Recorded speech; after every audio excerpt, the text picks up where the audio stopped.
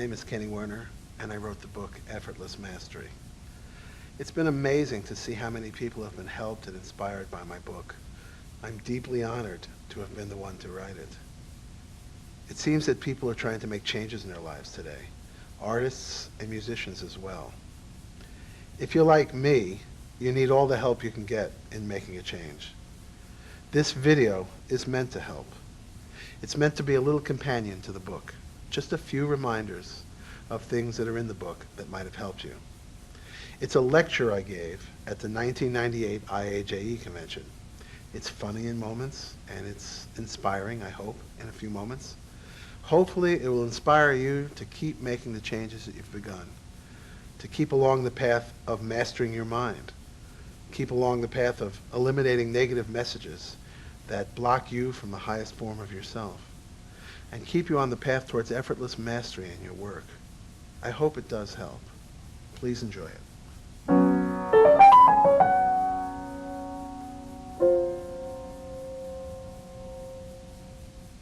This is a little overwhelming because I never get this many people when I play a gig. Just goes to show there's a whole lot of jazz musicians out there. Not too many people may be talking about this. So, I made up this sheet today, and the reason, can you put a little bass on my voice so I sound more sincere? Can you roll off the highs so I sound a little more sincere? No, you can't. Oh, it's only, no EQ. Okay, well, that's like a few clubs I've played in. I made this up today. Actually, I got up this morning because I wanted to hand something out because, whoa, it's too dark. Here's a recording term, split the difference. Great, thank you. I made this handout because this is the era of handouts. No, I made this handout because I'm only going to be with you for about 55 minutes. And this is a subject that I can usually lecture on for 5 days. And then I go home and I continue to lecture in the mirror while I'm shaving and at the dinner table until my wife says, shut up. But it's a subject that just goes on and on and on. And when I feel the information channeling through me, which is actually the same thing I'm sort of talking about in my book when playing, is what happens to me when I start talking about this. Information sort of starts channeling through me, and I feel like I'm the receiver and the transmitter, and it's a glorious feeling. Much greater feeling than feeling, well, you're all here, I gotta say something heavy so that you'll dig what I'm saying. That's an exhausting feeling. But when you feel like, well, just move your mouth and sort of speak in tongues kind of thing, and then words start to come, and hopefully those words will be of service if something comes through me, well, that gives me energy, and it gives me clarity and focus, and it keeps me under control.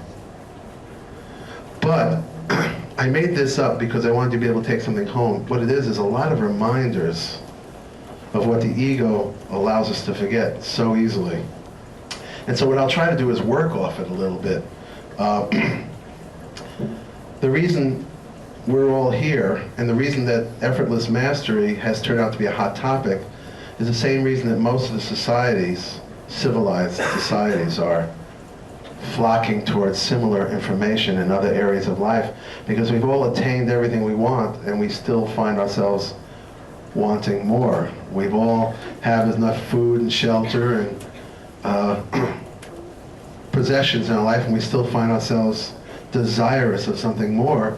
And that's why this kind of information is popping up in every area, and perhaps it was my niche that it pop up in the area of jazz musicians or musicians in general, or perhaps artists in general, because recently I've taken on as students 2 painters.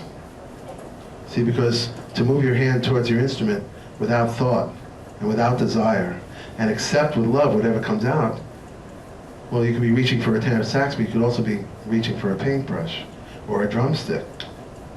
So I myself don't exactly know how far this extends, but I know that everybody would like to do the act that they care so much about from a place of freedom, from a place of unconditional acceptance of themselves and love. And I also know that well over 50%, and I almost dare to say 90%, it doesn't seem like it because you see the jazz scene and so many great players, but remember, behind every one of those players that can enjoy themselves must be 9 more musicians that are really unfulfilled. So I figure it'd be about 90% of all the people that go for this experience some sense of unfulfillment, some lack of satisfaction that they can't quite articulate. Perhaps some of the principles in my book have articulated them, and then I have sort of dared to suggest remedies. So I'm going to try to go through some of this. First of all, I said, in the mind, resolves. Well, see, I wrote it in 1 hour this morning, and I didn't edit it. See, that's effortless mastery. Love your mistakes. In the mind resolves all the gunk. Resides all the gunk. And what is the gunk that you're carrying around? Some of the things like touching your instrument. How many people feel a contraction in their bodies as they're about to reach for their instrument? Instead of an expansion. As opposed to when you take a hot bath, you go, let's go with that. You know, you look forward to a hot bath. Your body language as you enter a hot bath is very in sync, very graceful. Because you know that as every part of your body touches that warm water, you're going to experience over and over again a sense of release. A tingling sensation. Now, is that the experience you have when you pick up your instrument? Or a pen to write some music? Fear of not playing well. Most of us have that. But it's a quite irrational fear, as hopefully we'll be able to illumine in this session. Fear of not being fulfilled. Fear of losing one. A lot of you have that. And then there's the guilt and shame over not being able to admit it. Right?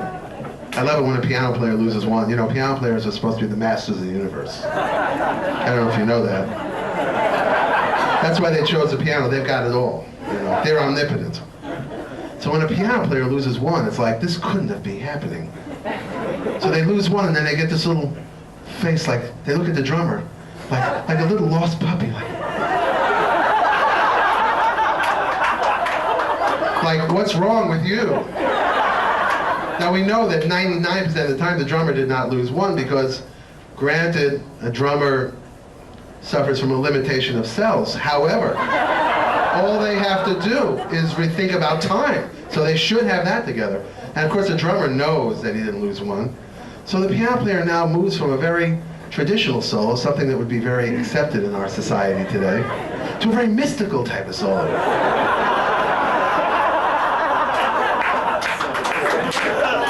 Something more like the Miles Davis Quintet in the 60s, you know, where they finished a solo and just sort of trailed off, and then Tony was still playing, and you didn't know, and someone picked up, you don't know where the top of the form was.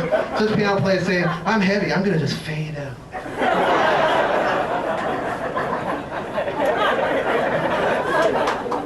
Fear that others will play better than you. See, that's nothing more than ego. Ego. Fear is ego. Fear is in the mind. Fear of hearing other good players. I love that part of my book. A lot of people read that and actually make audible sounds after they see that. Like, did you ever not go to a gig for fear that you might hear something too good? You know? It's a sickness when you think of what music really is. Music is the nectar of liberation. Liberation can be talked about, but it cannot be explained in words. Music comes a little closer. Music is the oil that the fire of this infinite spirit flies on. And yet, music is the source of many of your people's problem and anxiety. So you see, that's a perversion. Music, when you think of music, you should think of it in the same group. You know, there's certain groups, you know, like food groups. Well, there's groups. Things I obsess over, things I worry about, things I release myself to. Thanks to our moral society, most of those things are on the restricted list. However, did you ever move music into things I release myself into? You know, hot bath, chocolate cake, several unmentionables. Playing music. Now you may put that in there, but you usually don't mean it. Because a second before you do it, you're overcome with this contracted thought. I hope I play good. See, in my book, I'm collating a lot of ancient material that came through me. I didn't really read about it. So there's nothing new in the book except one thing. Like, there are many people that have done many retreats, done many spiritual things, and have achieved some level or moments, peak experience of liberation. All that means is that they were not imprisoned by their ego for a few minutes or seconds. But they still go back to their instrument and find no relationship. That's because liberation comes from surrender. And you may go to a meditation retreat and surrender everything, but when you come back to your instrument, there's one thing you don't surrender. And this is the thing I discovered. I think this is probably the one piece of new information. You don't surrender the need to sound good. You'll say, yes, I'm going to release myself. You'll do all the New Age verbiage and all the psychobabble. I release myself to the infinite universe who will do with me what he will. Thy will, not mine, be done. And God grant me the serenity to accept the notes I cannot change, the rhythms I can play, and the wisdom to, like, take a break right after, You'll say all the correct verbiage, but you still won't let go, because implicit in that, in parentheses, is, and then God will make me sound good. So you see, you're not surrendering everything. And some people say, I tried your thing, it didn't work. I went to the gig, and I let go, and I froze with fear. I said, well, did you really let go of sounding good? Well, no. So you proved the theory. You didn't violate the theory. Every time you violate, you're just going to... What I just told you, you're going to find proves itself in your life again and again and again. You analyze every time it's not happening, you are caring. And every time it is happening, you are not caring. And it breaks down just about that way, and there ain't much more to it. So, now that I've said that, you're all never going to care again. Isn't that right? Clinic's over. Thank you very much. Well, no, sit down. Of course you're going to care again, because you're programmed to care. It doesn't matter that I just shared this information. You're going to go to your instrument, now you're going to care about, am I letting go? See, the disease transfers itself to every new issue. Now we have New Age anxiety. Am I liberated enough? Am I loving enough? As long as you're asking that question, the answer is no. When a teacher says to you, or a lot of people have taught you to really think about, am I swinging? Am I swinging? Well, it's not swinging. Some teacher will say. I can't wait until, the death of a music when it mainly resides in the universities. I mean, what happens when rap is taught? There's a rap department in every major university. Now, first of all, every rap musician has to have a classical background first.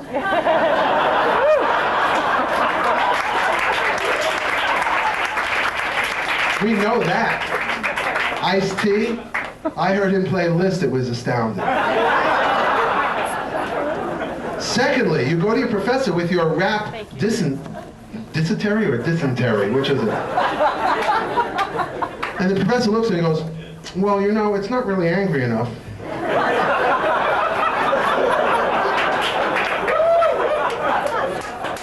You didn't mention cop killing once here. Take this home and rewrite it. So you see, this transplants in your mind a very uncreative thought. Am I swinging? And every time you ask that question, you have your answer. No. Immediately, the asking of the question affects the answer. Isn't that beautiful? So let's go on. Fear of not succeeding. I can understand that. Have that one myself. Others will find out you're jiving. Not swinging. People will not notice you. So much of why a student wants to play well in their school is to be noticed. They notice the guys that play well and how everybody wants to talk to them. The guy that plays well in the school, he walks around and he doesn't even acknowledge people. He's like...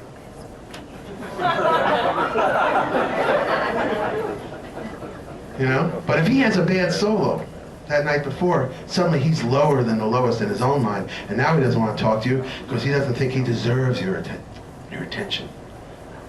So much do we attach our self-esteem and our value of ourselves as people by not even our general level of play, but our last solo. It's sick. Music is a gift. There's only one reason to play.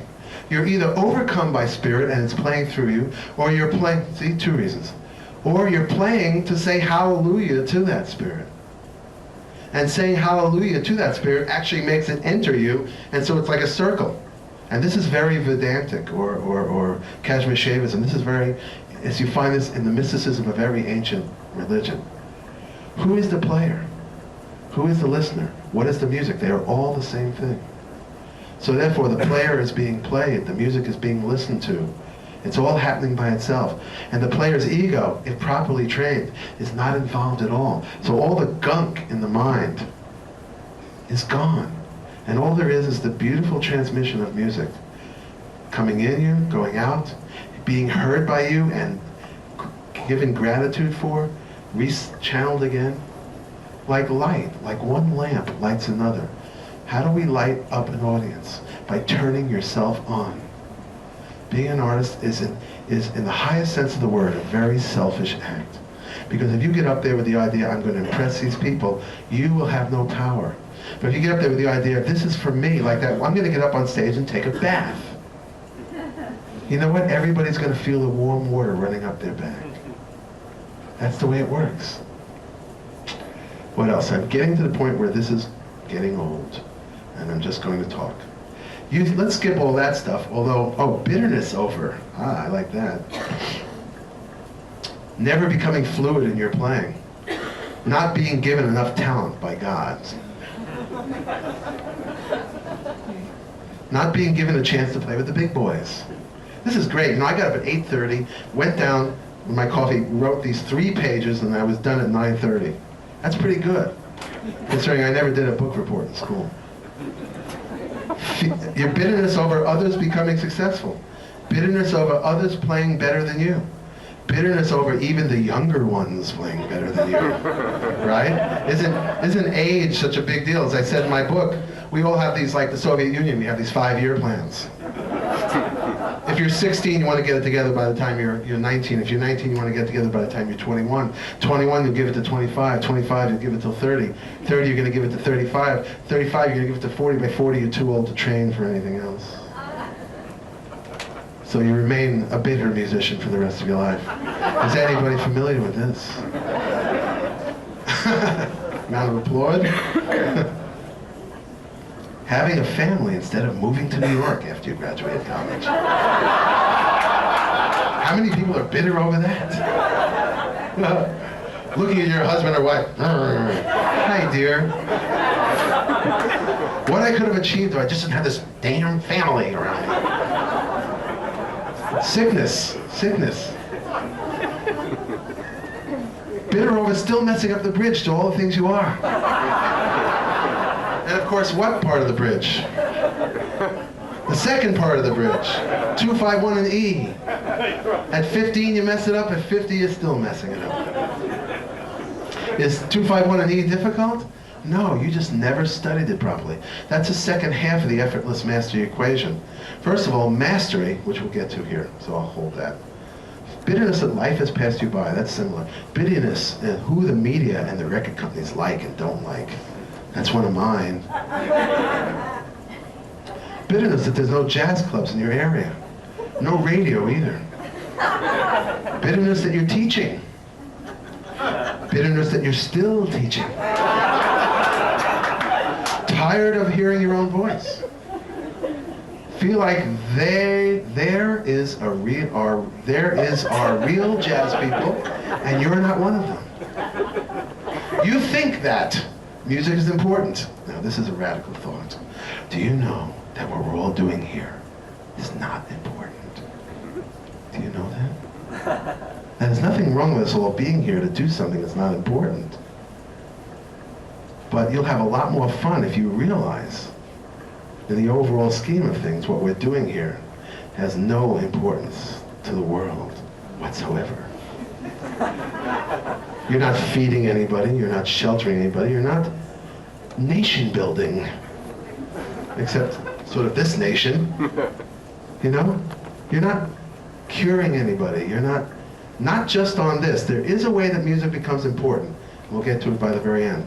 But most of what you're languishing in, your cycle of thoughts about music, as you walk around this place, just realize what we do here is kind of a hobby. This is like a Star Trek convention. Now wait a minute, I'm not putting this down, but you have to understand something. You'll have more fun the rest of this weekend if you realize that there's no more importance to this than there is to a Star Trek convention. No, you just think about it. That's no disrespect. I love the IJE. This is where I decided to write my book the last time I gave this talk, and I found out people were passing tapes around. I thought, geez, I better write a book. But it's not any more important than a Star Trek convention. It's fun. Let's go on. Music is your responsibility. You think that. Do you think you have responsibility to jazz? Do you think Duke Ellington, wherever he is now, cares about your interpretation of Duke Ellington?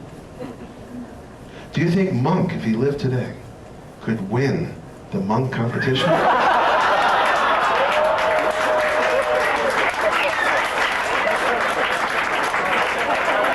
I don't think so. He doesn't sound enough like Monk.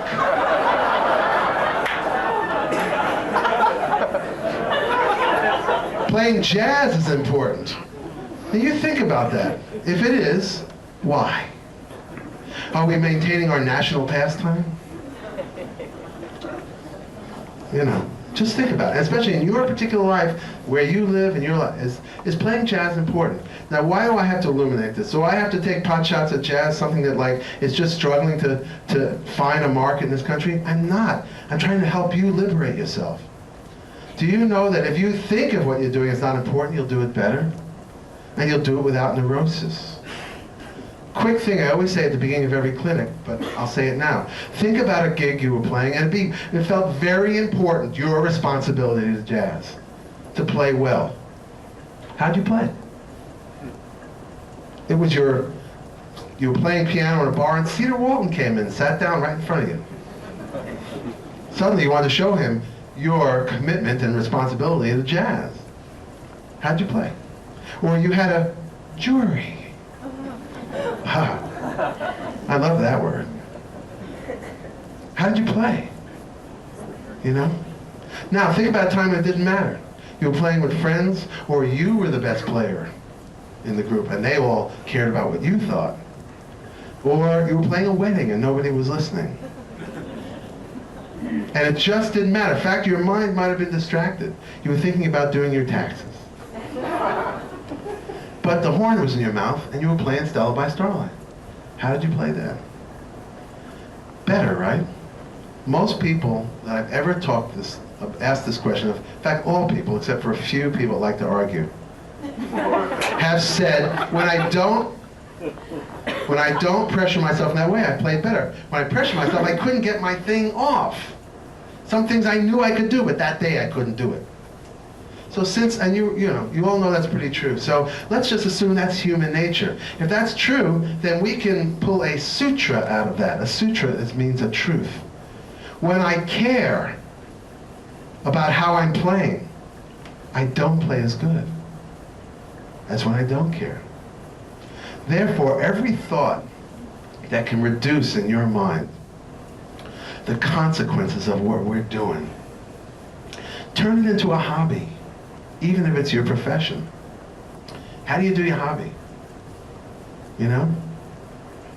How do you if you build model airplanes, you do it out of interest, you do it out of enjoyment, you do it to pass the time. Like when you write a piece of music or you do a crossword puzzle. I write a piece of music like you do a crossword puzzle. You just start writing. You know? You have to disassociate this thing from something that is your proving ground as a human being. You have to separate your value, or what you think your value is, from playing, and then you have to start to realize why your value is infinitely high, whether you play music or not, whether you play great or play badly, whether you've had a good night or a bad night. And that is a spiritual concept, which hopefully we'll get to in this short amount of time. That's why I wanted to leave you with this. It's a good outline. So let's go on here. You think your solo is important. That's what I was talking about. You think how you play somehow determines your self-worth. That's why you can't let go. Because if you play bad, you're going to feel bad. And nobody wants to feel bad. You think okay, let's go on. Because of fear or ego, you try too hard to play.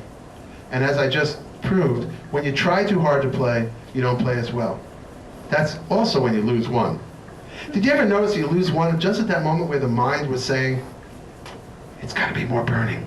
I got to swing harder. Or this should be more complex. This should be more modern. Or something that we got since 1980. This should be more authentic. You know, we didn't used to talk about authentic before 1980. Everybody was just trying to channel their own voice. Now it's authenticity. The real jazz. I love that term, the real jazz. I wonder if Louis Armstrong was playing the real jazz. I don't know, because there was nothing else to compare it to. Okay. Trying to be something you're not. Trying to love music that you don't love. There's a particular illness. There are people here secretly that don't love Duke Ellington's music. But it must remain a dirty little secret. Because they weren't there, or they come from a different orientation. Some people have an orientation, and they have actually turned their back on that orientation to embrace an orientation that is not really in their heart. Because they said, someone told them that's what jazz is. To dig jazz, you got to dig this. But you see, when I came up, it was a very unruly time, a very mystical time. I was taught that jazz was sort of a mystical trip. You dug what you dug, and you played what wanted to come out of you. And you were going for some less defined concept. Now, there was a lot of bad music made under that guise, but there was some great music made under that guise. You know, and then when I heard this whole thing, this notion of like, what is jazz and what isn't, it kind of really confused me for a while. Because I only came into it to express myself. See, in the beginning of my book, I mentioned Duke Ellington, Louis Armstrong, Thelonious Monk, Charlie Parker, Dizzy Gillespie, Bud Powell, a bunch of people, Ornette Coleman. And I say, is this a fair representation of the tradition of jazz? Which of course it is. And I say, what do these people all have in common? They were all innovators. So the way I see the tradition of jazz is innovation. Now that doesn't mean you have to constantly be new and different. It means the more you reach into your own heart and soul for the sounds that turn you on, not the sounds someone told you should turn you on, the closer you're going to get to innovating this music. If you really secretly in your life loved the Monkees, then you got to dig out those old Monkey records and listen to them every day. That's right, because you got to connect with your love every day. You have to connect with the feeling that those Monkey records inspire in you that you don't get to when you're listening to even Charlie Parker. Some of you do love Charlie Parker. I'm talking right now to the ones who don't. You will never find your power trying to conform your likes and dislikes, your personality, and your social strata to something that you think is jazz. You will never attain anything. The real secret of jazz is that those guys knew how to get off. Now, when you get off, do you think about Miles or Bird or Train? I don't want to get too graphic here, but when you get yourselves off, do you think about how Miles would get himself off? When you take a hot bath, do you think about, well, actually, Bird would dig the hot bath this way? You know? When you sneeze, do you try to sneeze like Monk? These are real expressions. Usually the way you play jazz is an affectation. Affecting a style, affecting a language, affecting a culture, affecting a groove, affecting a swing. That's not the one you grew up with. But what I believe jazz is, which conflicts with some other people's opinions, and that's fine, but it's going to help you. Jazz is a language that you can blow through it your true feeling, your true love, your true addictions, your true lust, your true anything. Nobody can tell you what's appropriate to throw through there. But anything you throw through there is better than this veneer of appropriateness that has been imprisoning you. That's why you can't play a note without judging yourself. I've had so many students, I said, if I want to make them uptight, I say to them, well, play something for me. That's sick. They should go, oh, great. That's like I'm saying, my wife is a great cook. The other day she made pineapple upside down cake. If I took that same student into my kitchen and said, have a piece of that, they'd lunge for it. But this is what happens when I take a student play something for me. They go, what now? You know, and they go, oh.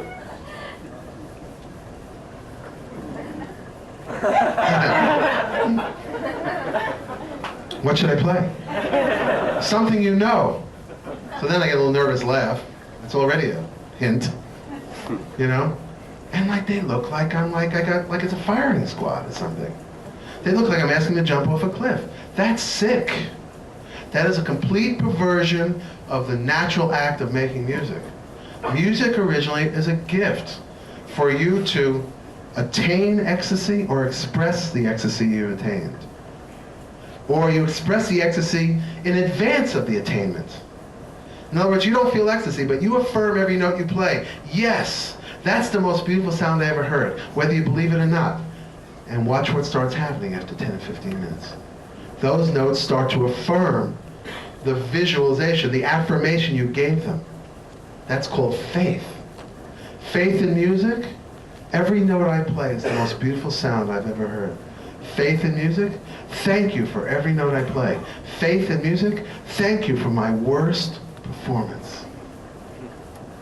See, because if you're going to be trapped in this heaven-hell purgatory of good and bad performances, you're never going to get the juice of playing music. And that's really a shame. Because all the other perks in this society are not that easy to attain by playing jazz. But there's one perk, I mean, it's not exactly a great career move. Let's face it. However, there's one perk that if you tasted the nectar of this perk, you would be divinely addicted forever and have to play music no matter where it ever took you. And the cruel irony is that most of you will live and die with never having tasted it. Because you will reside in this realm of good music, bad music. I sound good, I sound bad. This is jazz, this isn't jazz. This swings, this doesn't swing. You know what I mean? And then poof, you're dead. One day you die in the middle of that sentence. Jazz, I'm playing jazz, I'm playing good, I'm playing bad. I'm swinging, I'm not swinging. Jazz is...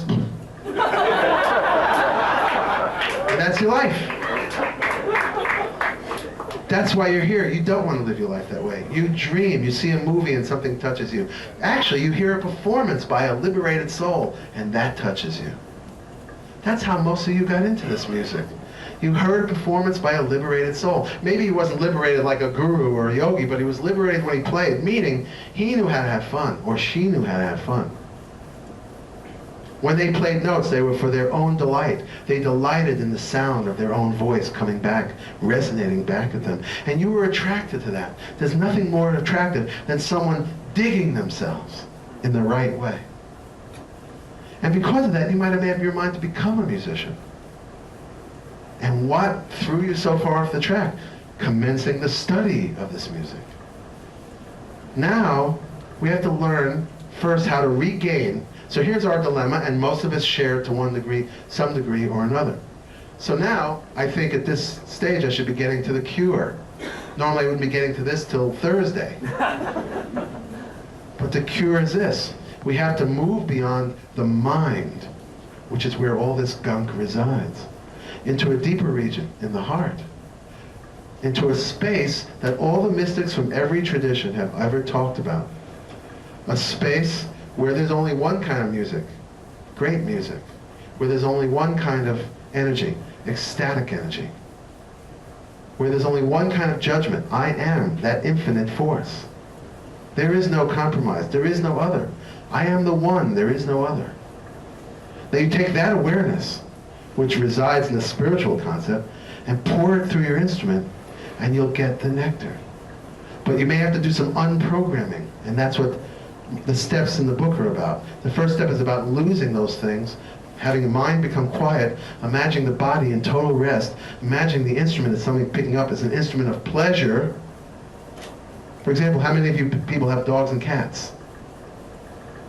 Now, when you touch your pet, your dog, your cat, doesn't it feel different than when you reach for your instrument?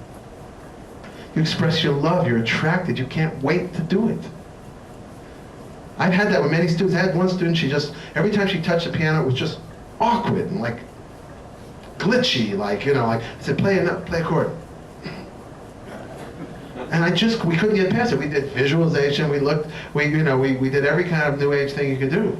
Breathing, which breathing is a very important thing I'm not gonna have time to elaborate on. But breathing is the key to breaking that mental thing. And then I saw she had this big German Shepherd who she always kept talking to, and then when we weren't working on music, she had a completely different demeanor.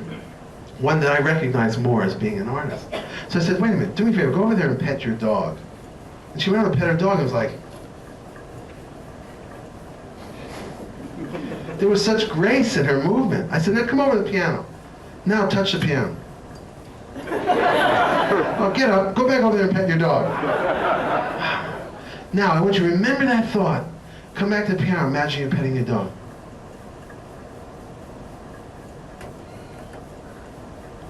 She got it. Temporarily. But it doesn't change all at once, it goes back, and you gotta keep changing it, you gotta keep working on it. But suddenly she got it. Piano, instrument of pleasure, something I love to touch. And see, the problem with the piano is once you touch it, it has consequences, and every instrument's the same. It makes a sound. That's when you're all messed up, because then the judge comes back. Well, that sound, was it jazz? Was it not? Was it swinging? Was it real? Was it authentic? Was it complicated? Was it modern? Was it traditional? You know what I mean? And you latch that on, and the consciousness is gone. So, once you've touched the instrument, you have to do another bit of programming. When the sound comes out, you go, yes, thank you. You imagine, you have to pretend that sound, like you were a person that hadn't had a drink of water in a week, and that sound was a glass of cool, sparkling water, and you went, glug, glug, glug, glug, glug, glug. Boom, ah, oh, yes. Thank you. Or if someone just grabbed your back up in the shoulder blades and went, what would you do? Here's the key to my room. That is what you feel like when you hear the sound come back. Now you won't feel that at first, so you pretend. That's part of this process. You pretend until it becomes true. When it becomes true, the sound will bear witness to your state. It will sound like something someone will be listening to. They'll go, ugh. That's the way. You've heard of communicable diseases? This is communicable cures. Curing your own soul. You touch the instrument, and out of the instrument comes a music that cures the soul of the listener. And that's what's important about music. And nothing else. So you do that programming and you change the instrument to be an instrument of deep pleasure, deep devotion. If you program pretending, this pretending I'm calling it, which is actually programming. I touch the instrument like I touch my dog. I hear the sound like I'm dying for thirst and I'm drinking. At first that feels insincere, but you just go with it. 5 years goes by. You are a yogi at that instrument. You are an ecstatic person. And when you play one chord, people go, ah. It happens, but you have to stay with it. That's the faith. So you get that going. And then you get the fear. One of the things that drops away is the fear. Fear of what? Not becoming a great player. Real quickly, how does fear of not becoming a great player become a self-fulfilling prophecy? You feel like, I got to get better by yesterday, right? I'm 25, I'm 34, I got to be better by 38, right? I won't even say, but I got to get better before I die. I'm not going to say you're old, but I got to get better before I die. No, just kidding. I'm probably the same age as you. So, right? So you got to get better by yesterday. So you got this list of things you're practicing. You know that list? It's usually about 12 things. I think that has to do something with the rotation of the planets. But there's usually about 12 things on your list. Scales, arpeggios, bebop solos, Keith Jarrett transcription, read about the life of Monk, learn monk tunes, okay, right? So because you're in a hurry, because you got to get better by yesterday, you rush through these things. You skim across the surface of each one of these things, and you don't attain anything that particularly lasts. And you go to play and none of it shows up in your playing. But you're getting better because yesterday you were practicing these things, but today you're practicing these things. So you must be progressing, right? Funny thing though, you haven't noticed your playing hasn't changed in any way relating to your practicing. And that doesn't seem to bother you. I mean, it does, but on that sub-level. You know, that stuffing feelings level, down there in that disgusting box with all the other, you know, Roach Motel, with all those other things you don't want to look at. And so you're not looking at, your practicing bears no relationship to your playing. So fear causes you to skim over these subjects, not really absorbing anything, because absorbing takes much longer than your ego thinks it takes.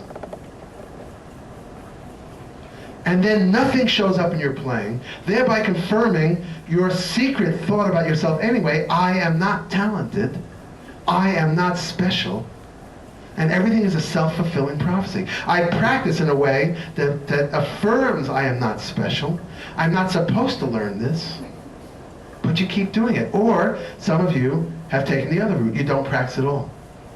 You mean to practice every day, but it just doesn't quite get around to it. You wake up, you go, okay, I'm going to have a cup of coffee, I'm going to go right to the piano, I'm going to practice. Yeah, have a cup of coffee, drink that, right after, let's take a peek at the newspaper. I'm going to take a peek at the newspaper, then I'm going to practice. Yeah. Okay, now you sit there, 45 minutes go by as you read all this important stuff, because we all know how much jazz musicians are concerned with current events. You get done with the paper, and you go, okay, now I'm going to go practice. Right after I make a couple of those phone calls, 11 o'clock, and I really got to make a couple of business calls. To make those calls, boom, it gets to be 12:30. Now I'm going to practice right after lunch. Yeah, okay, practice lunch, good lunch, maybe another cup of coffee. I'm going to go practice, right? And you say, oh, you know what, time to go out and pay some bills. I got to do this, I got to teach this, blah, blah, blah. When I get home, as soon as I get back to my room, I'm going to walk right over there and practice. Get home, it's about 5:30. Okay, let's practice. First, let's go make some coffee. You know what I mean? And the whole day goes like that. You go to bed disappointed in yourself. You wake up with expectation every morning and go to bed every night disappointed. Does that apply to a few people here? I know.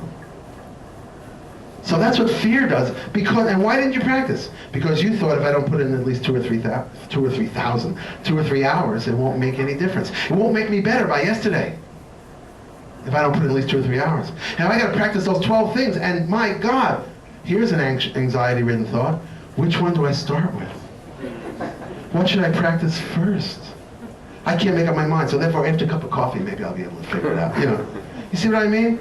This kind of attitude ruins your practicing, ruins your playing, ruins your life in all probability because of the spin-off from it. Because a lot of you have not loved or allowed yourself to be loved until you get your shit together, excuse my expression. A lot of you said, no, I can't really get close to you, I gotta get my shit together. Or I can't marry you yet, I gotta get my shit together. Or no, we can't have a kid yet, I gotta get my shit together. No, a lot of you actually hold your life back until you get it, until this mystical thing is gonna happen, and you play good enough to have a kid.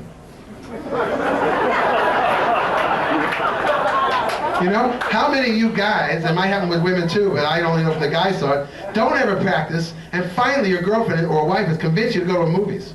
And while she's putting on her coat to go to the movies, suddenly you fall into some practicing.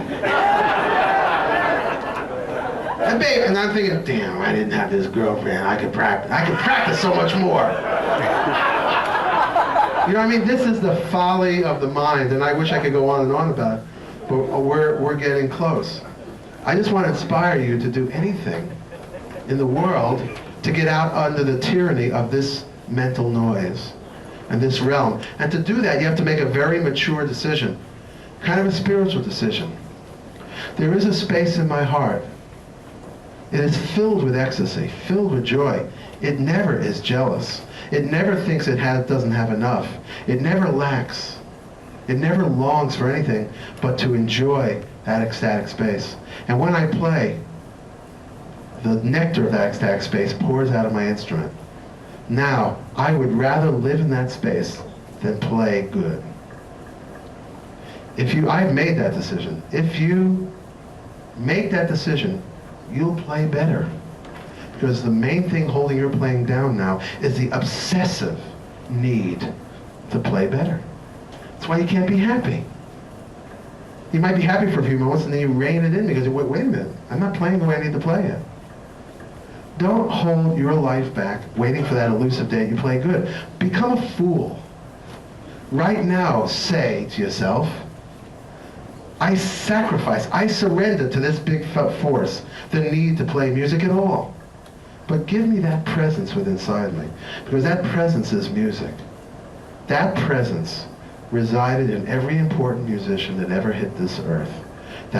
Presence was in Mozart, that presence was in Bird, that presence was in Cecil Taylor, that presence was in Louis Armstrong, that presence was in Beethoven. This overriding thing that made them do what they had to do. Do you think that that's just for these great people and not for you? Are you not a great person? Do you not have greatness in you?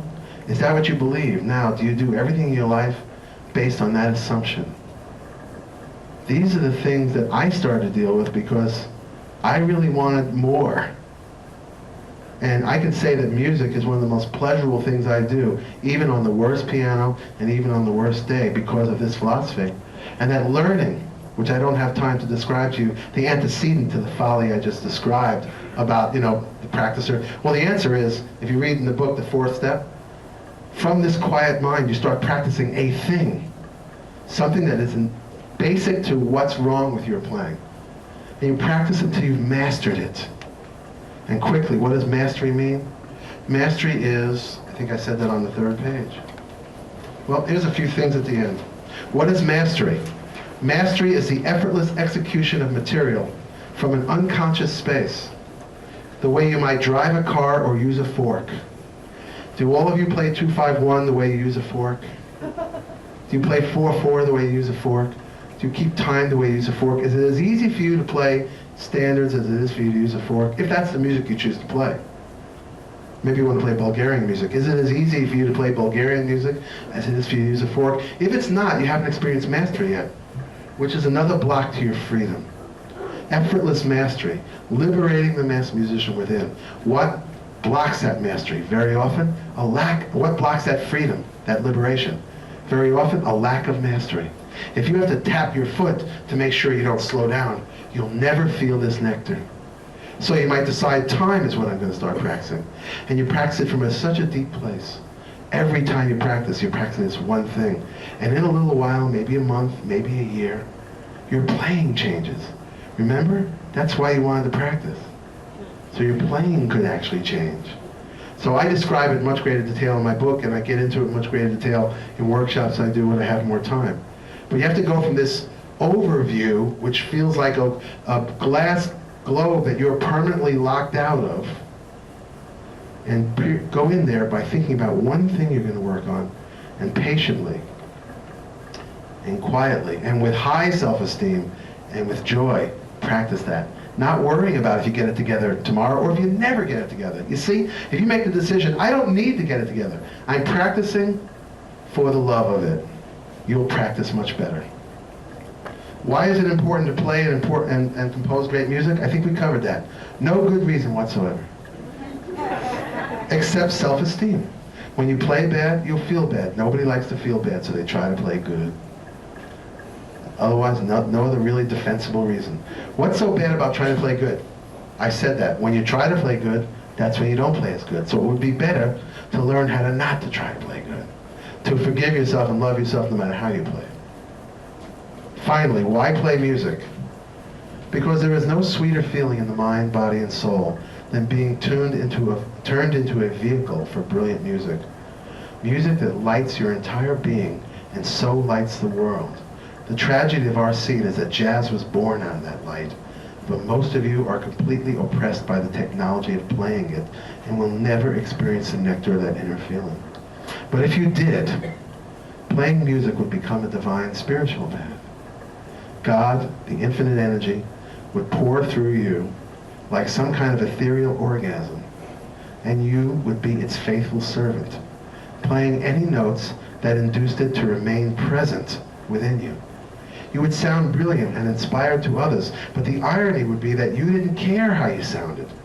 The liberation of your spirit through music would be your most treasured prize. If someone told you that you weren't swinging, you'd laugh. The question of what is and isn't jazz would bore you.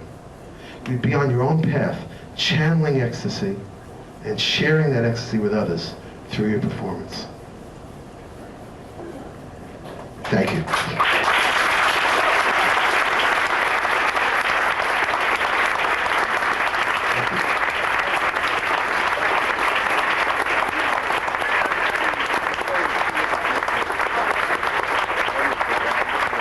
Quick announcement, excuse me, before I lose everybody. 2 announcements. One, I was asked to announce Scott Reeves, who was presenting a paper on this tomorrow morning, had to go back. He won't be doing it.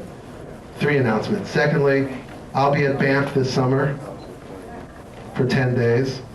Thirdly, first time ever, and the flyers are on the back, I'm going to do a 4-day retreat, and that's not it, for Effortless Mastery in the Rocky Mountains. And we're going to try to, as people, attain this and pour it into the instrument to move beyond philosophy and try to make it a reality, or at least get a good start in 4 days of isolated practice. And you're going to be around tomorrow. Fourthly, Tomorrow. and that will be in August. The flyers in the back, and I have flyers up here. 2 3-day sessions in the Rocky Mountains. And tomorrow I'll be at Jamie's booth to discuss my book or anything. I'll be hanging out there from 11 o'clock on. Thank you very much. I wish you ecstasy in playing music. Thank you.